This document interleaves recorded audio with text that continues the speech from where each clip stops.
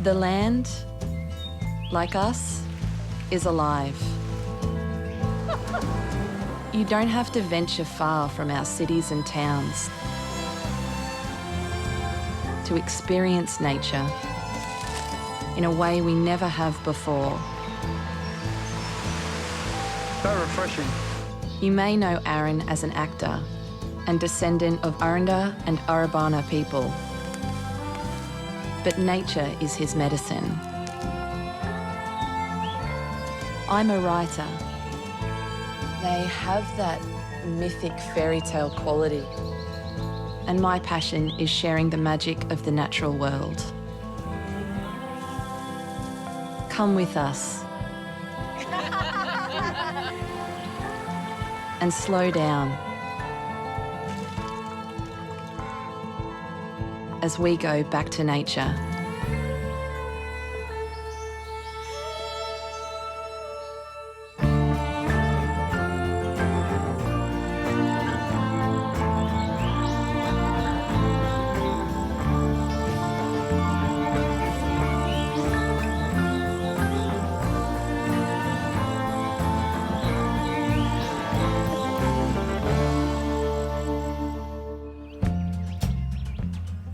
Come with us to the highest part of Australia. Here we'll see where a river is born. It's the humble beginnings of the Snowy River. Take shelter in a venerable old hut. Just like we're cowering in here now. From the storm. And we're invited to listen to country.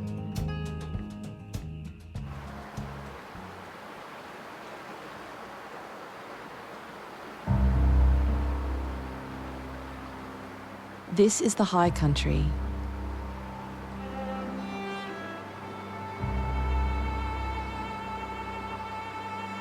Where the earth touches the sky.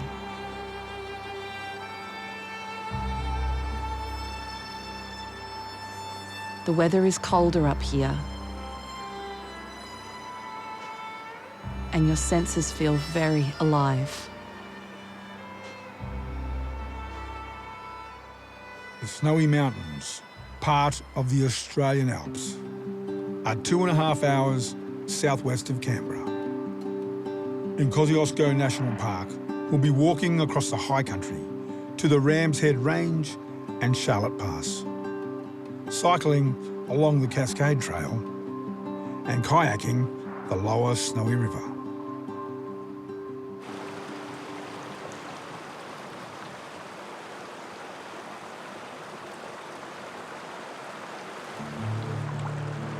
Does a river have a will to be born?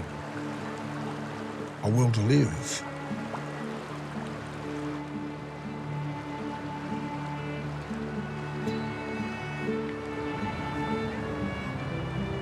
We're just off the road to Mount Kosciuszko, Australia's highest peak. There's no fanfare, but Ngarigo people who've long walked these lands revere these sacred waters.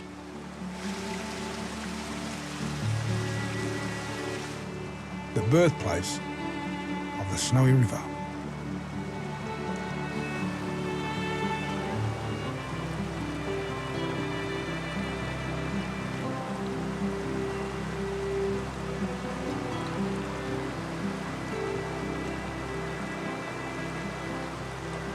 Fresh water and snow, they're the strong elements of this country here.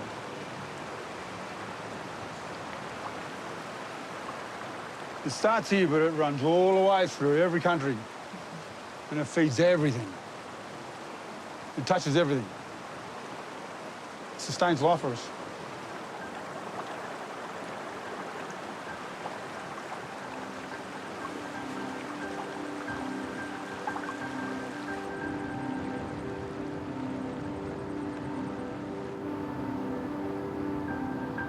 This land was once underneath the ocean.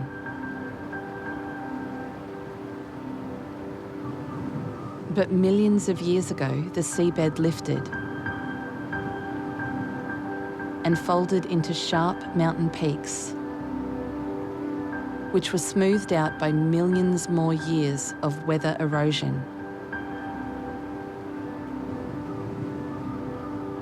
But the mountains aren't just shaped by the weather. They help create it. Their towering presence blocks warm air streams from lower altitudes, forcing the air to rise, cool, and form clouds, which will bestow the land with rain and snow.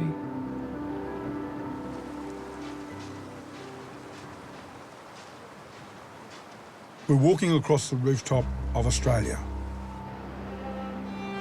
to the Ram's Head Range.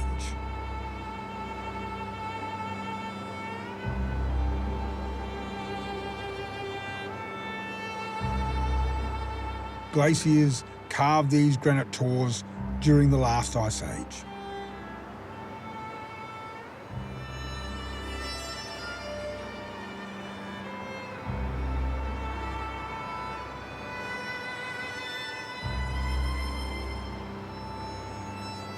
There's a powerful sense up here of the sky and earth being in an eternal dance.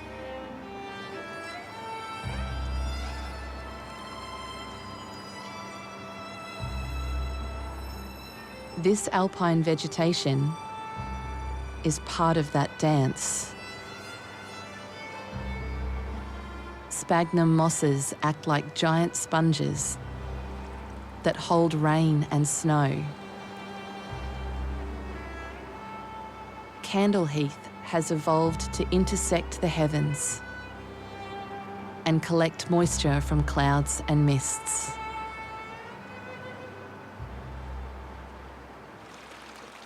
The sky-kissed earth gently releases water during dry months, so it trickles downhill to where it's needed.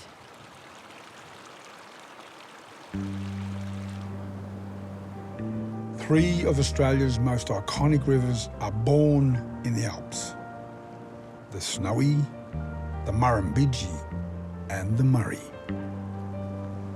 These rivers have nourished many countries and generations of people.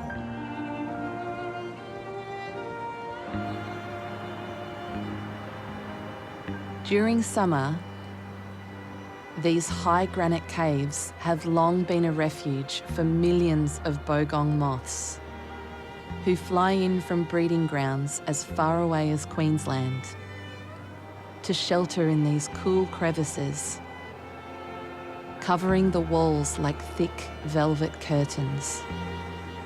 As they only live 1 year, and no moth ever comes twice, it's long been a mystery how they find their way here. But recent research has shown they navigate using the Milky Way as a visual compass.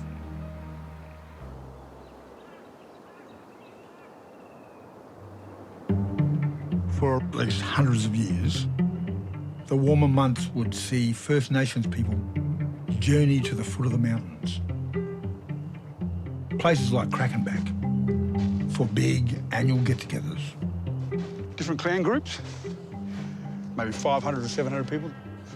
It'd be this big gathering of it'd be the first time you've seen, family, friends, relatives, but also, it's where all the young ones would probably meet their future wife or husband.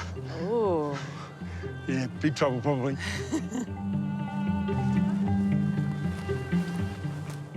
You all right? Yeah, thank you. Men who'd undergone the appropriate rites would climb these high peaks to hunt the bogong moths, a delicacy enjoyed at these gatherings. All the men go up to the caves. They'd wander in there and the cave walls would just be full of these moths, the bogong moths. And to bring them down, they'd smoke them, and they'd fall, and before they hit the ground, they'd catch them in nets, put them in bags and baskets, and they'd be like, yeah, this is beautiful. And then they'd take it away and they'd cook it in the ashes, and then they'd squeeze them down into patties, and they'd just eat them like that. Really quite nutty, really delicious. Like the most massive family barbecue. Totally. Dancing and singing and catching up with old friends and relatives. And God, I wish I could go to a party like that. Can you imagine all your senses, what it must have looked like to see the fires, to smell food, campfire smoke, the sound of kids laughing, adults laughing. Pretty amazing. That sound of joy ricocheting off the valley. Oh, I wish I could hear it. Can you hear it now? I wish. Yeah. Talking about mice, let's get going, butterfly. Yeah, let's do it, let's do it, yeah.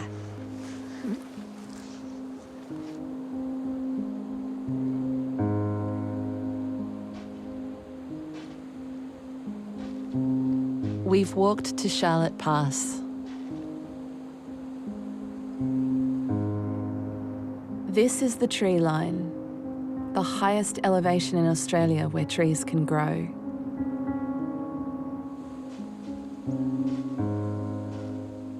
These majestic snow gums are uniquely resilient.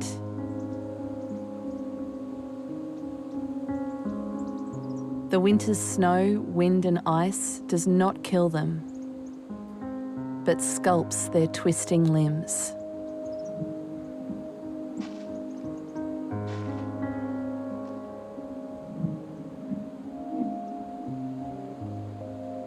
The molecules of a living sap suffuse the bark with intense colours, which become faded by exposure to the elements. The bark is shed in ribbons, and streaks form between the inner and outer layers. At lower altitudes, the same species of snow gums are usually straighter and greyer.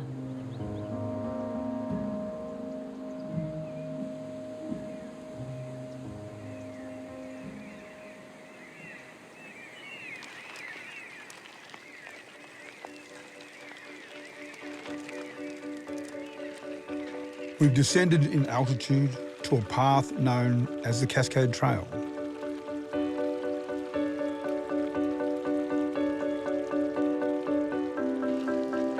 It's believed the trail follows an ancient route between the mountains and lower lands that First Nations people have walked for millennia.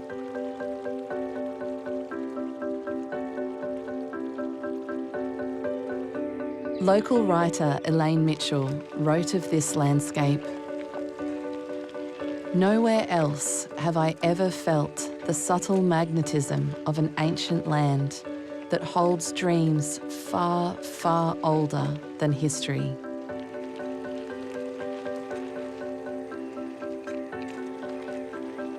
Elaine Mitchell became famous with her children's book series, The Silver Brumby, which immortalised the alpine landscape, including the area around Cascade Hut. The hut was built in 1935 as shelter from storms.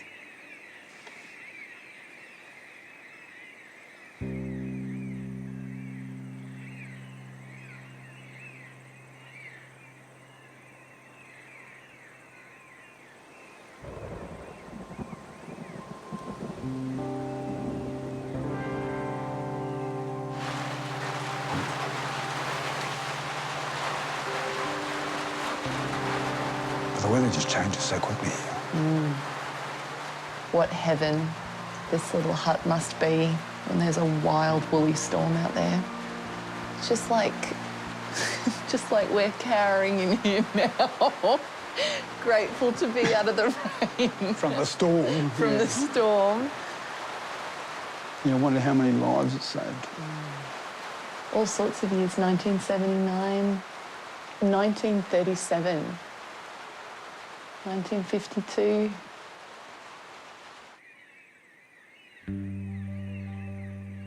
Elaine Mitchell first visited this hut when cross-country skiing in 1941. While famous for her children's stories, she was also one of our earliest environmental writers, with books like Speak to the Earth, published in 1945. Speak to the earth, and it shall teach thee. Her writing has an unfailing sense of the spiritual refreshment that comes from contact with the earth and with simple things that endure through the chaos of civilization in flames. Remembering 45 was the end of World War II, and the world had literally been in flames of war. And that sentiment travels through time to right now.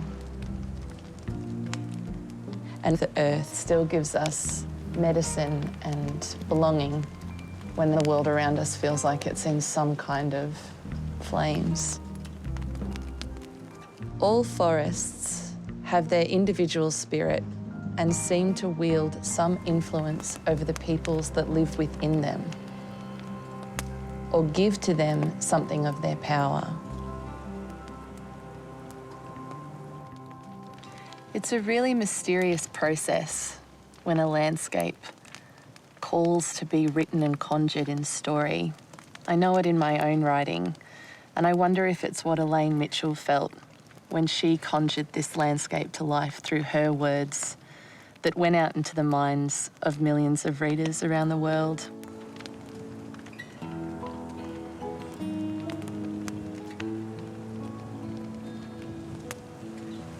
Take the time to go outside and listen. Does the landscape speak to you? Write down a line, a paragraph, or a poem, and share with us on social media at #BackToNatureAU.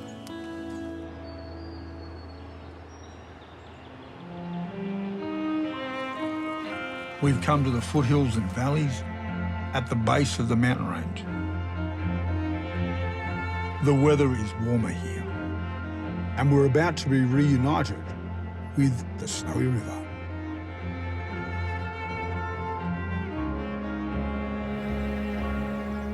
Here on Ngarigo country, the river is a couple of thousand metres lower than its birthplace.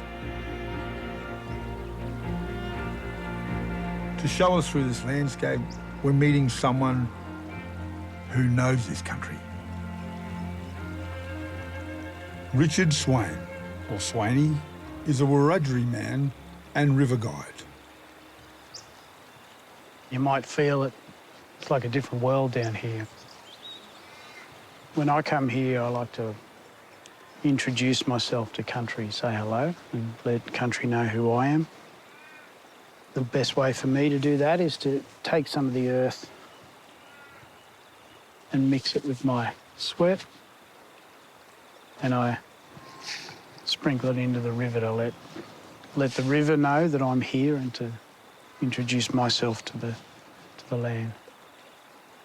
You'll have a better day if you introduce yourself to country.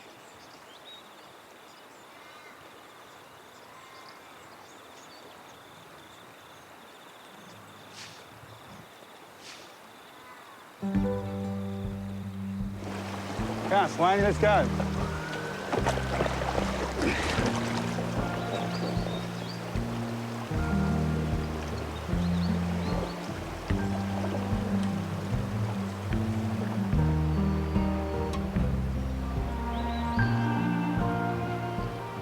Well, every river's the river of life.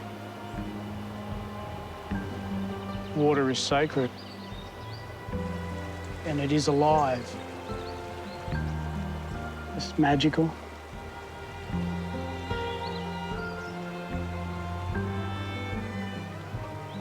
I remember just about every day I've ever been on the Snowy.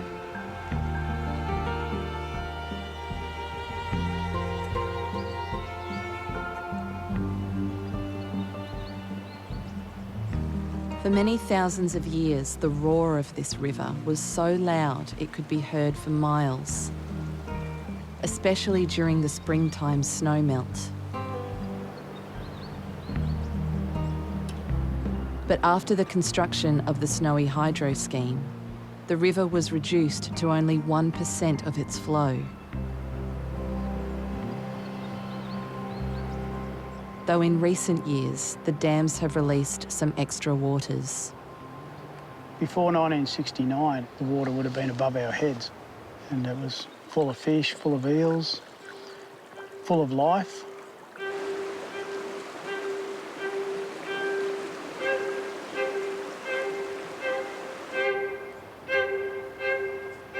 First Nations people have long used this river and the riverbank as a travelling route.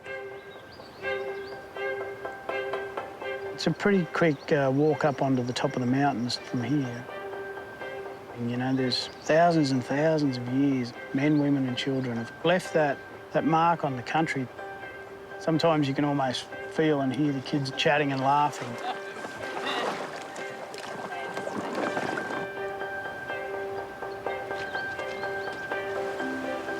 The country misses that.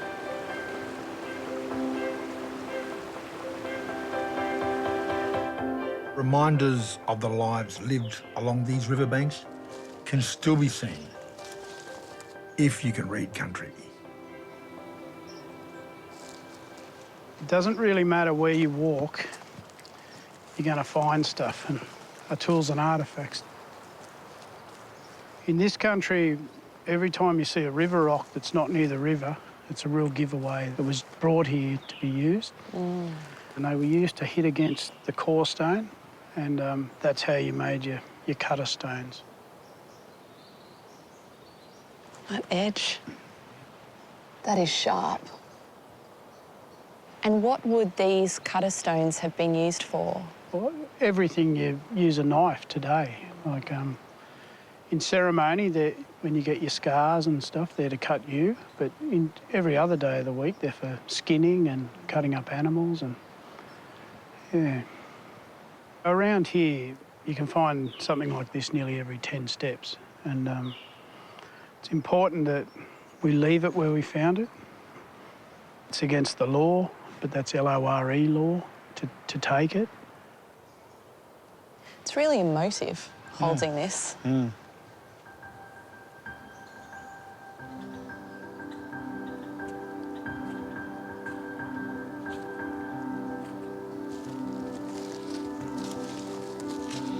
With each step, this country seems to be opening up.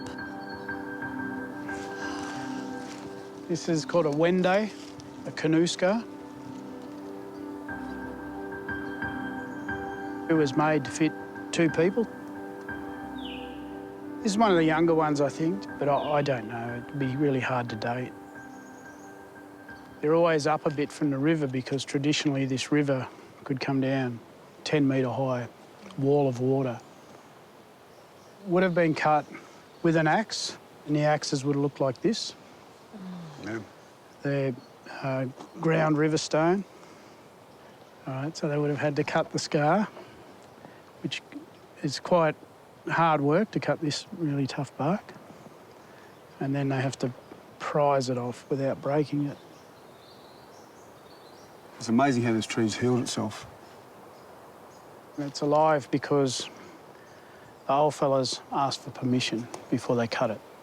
This tree gave its permission, and that's why this tree is obviously still thriving. And it knows we're talking to it now. I see Gomeroi, the wind's going through the leaves there, speaking to us. Everyone would have known how to listen to country. Yeah. The signals you're looking for either come from you just know it, right or wrong. Along with inner knowing, country might grant permission with a gentle breeze, or send signals that permission is not given.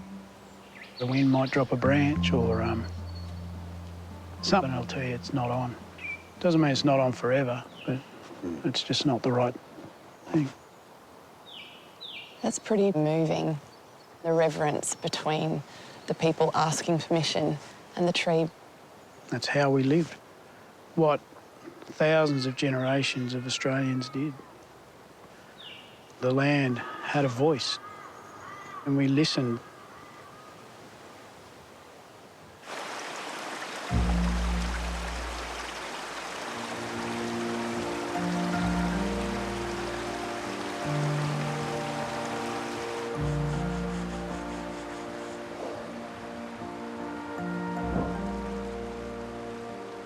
reckon everywhere's sacred just about. It's hard to go somewhere that's not special in Australia. The relationship between people and country has been so long and so harmonious that that's why the country still speaks. You know, you're ever walking through the bush and you're really relaxed, birds are chirping, and you might get off track and you don't feel as good and the bush goes quiet. And that's country speaking to you.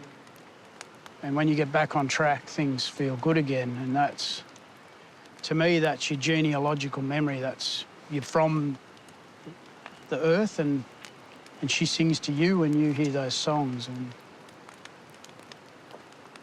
if it's not of our genealogical memory, do you think it's possible for us to learn how to listen to country? I do.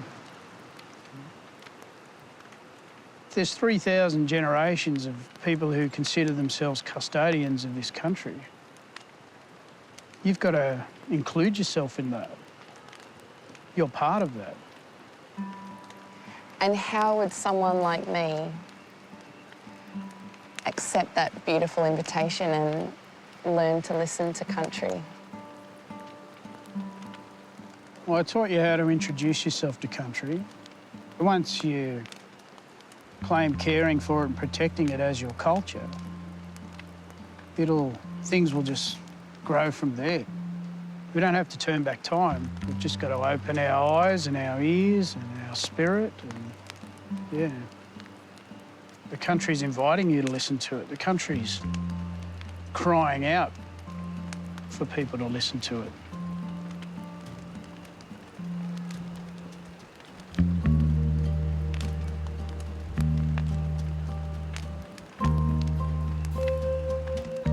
Well, hello, night country. Hope you don't snow. I'm from the desert.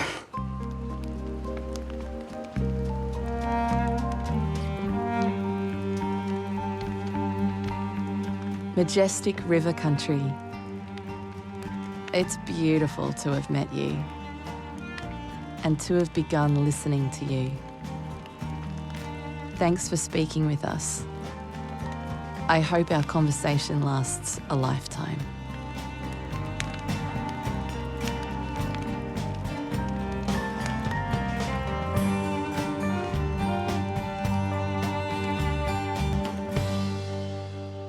There's nothing more delicious than a warming mug of hot chocolate under the stars. Into some hot milk, add some roasted wattle seeds. It's best you buy them, as some wattle seeds can be poisonous. Add 4 teaspoons of cocoa and stir. Roast some marshmallows over the fire. Add to the hot chocolate. You might also want to add some honey, then pour into mugs.